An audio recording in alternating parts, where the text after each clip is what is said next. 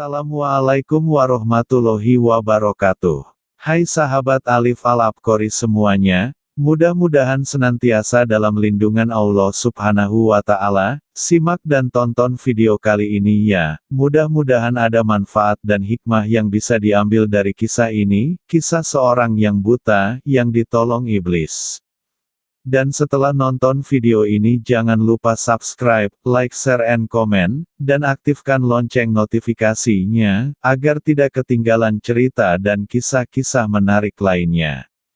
Al-Kisah diceritakan. Kisah tentang seorang pemuda yang buta sejak lahir dan suatu hari diantar oleh iblis pergi ke masjid. Berikut ini kisahnya. Pemuda yang dimaksud bernama Abdullah bin Umar bin Syurai.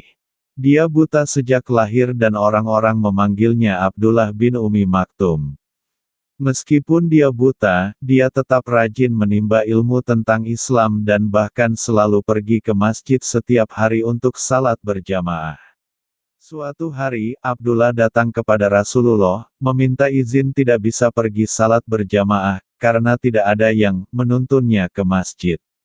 Abdullah berkata, "Wahai Rasulullah, bolehkah aku meminta keringanan untuk tidak mengikuti jamaah salat subuh?" Rasulullah kemudian berbalik bertanya, "Apakah engkau mendengar azan?" Abdullah menjawab, "Ya." Rasulullah pun berkata, "Jika begitu maka tidak ada alasan bagimu untuk meninggalkan salat berjamaah." Abdullah terdiam, kemudian menuruti perintah Rasulullah. Dia lalu berjanji untuk tetap istiqomah datang ke masjid salat berjamaah. Setelah perkataan Rasulullah itu, Abdullah kemudian pergi ke masjid sendirian. Saat berjalan, dia tersandung batu dan jatuh tersungkur hingga kepalanya berdarah. Abdullah mengusap darahnya yang mengalir, lalu berdiri kembali melanjutkan perjalanannya. Kesakitan yang dia rasa bukan penghalang untuk pergi ke masjid salat berjamaah. Tiba-tiba terdengar suara seorang pemuda menawarkan bantuan. Pemuda itu menawarkan diri menuntut Abdullah ke masjid, dan bahkan menungguinya lalu mengantarnya kembali pulang. Abdullah merasa bersyukur dan berpikir, Allah telah mengirimkan penolong untuknya.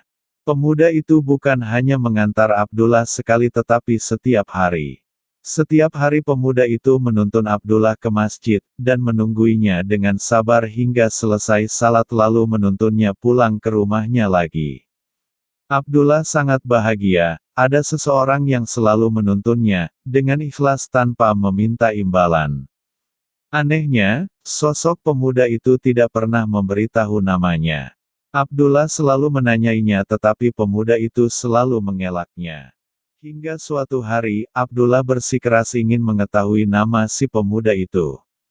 Dia mengatakan tidak ingin dituntun lagi jika tidak diberitahu namanya.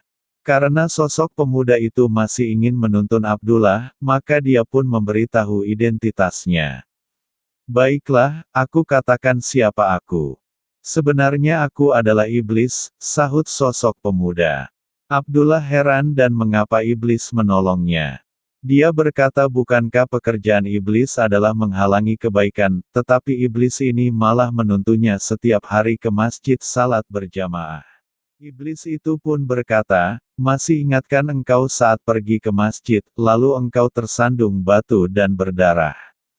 Aku mendengar malaikat mengatakan bahwa separuh dosamu telah diampuni karena hal itu.